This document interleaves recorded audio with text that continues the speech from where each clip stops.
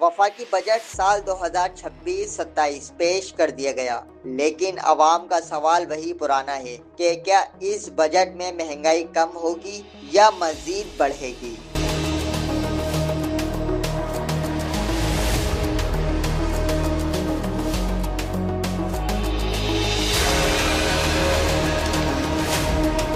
बाजारों में अशियाए ज़रूरिया की कीमतें पहले ही आवाम की पहुंच से दूर हो चुकी हैं। ऐसे में शहरियों का कहना है कि हर साल बजट में रिलीफ के दावे तो किए जाते हैं, मगर अमली तौर पर महंगाई में कमी नज़र नहीं आती। माशी माहिरीन का कहना है कि बजट में रेवेन्यू हदफ हासिल करने के लिए नए टैक्स इक़दामात और महसूलात बढ़ाने की कोशिश की जा रही है, जिसका बोझ तनख्वाहदार तबके और कारोबारी हलकों पर पड़ने का खदशा है। दूसरी जानिब हुकूमत का दावा है कि कम आमदनी वाले तबके को रिलीफ फराहम करने के इक़दामात भी किए जा रहे हैं। शहरियों का कहना है कि महंगाई का असल ताल्लुक पेट्रोलियम मसनूआत, बिजली और गैस की कीमतों से है।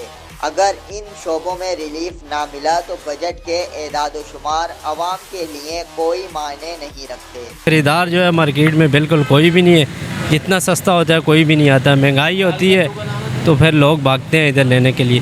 जैसे कि ये सब्जियां हैं, सब्जियों में जो है ना इनकी कीमतें थोड़ी बढ़ी हुई हैं। टमाटर 120 रुपये किलो है, तो महंगा है ये।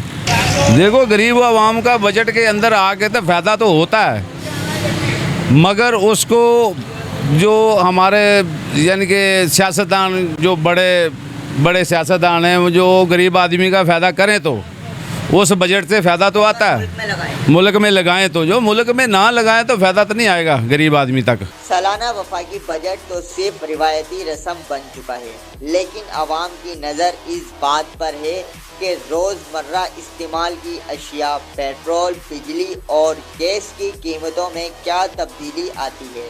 वफाकी बजट साल 2026-27 के ऐलानात अपनी जगह, लेकिन असल इम्तिहान आने वाले महीनों में होगा, जब अवाम ये देखेंगे कि इनकी जेब पर बोझ कम होता है या महंगाई का तूफान मज़ीद शिद्दत इख्तियार करता है। कैमरामैन मोहम्मद अमीन के साथ ज़ैन अंसारी, पब्लिक पोस्ट, कराची।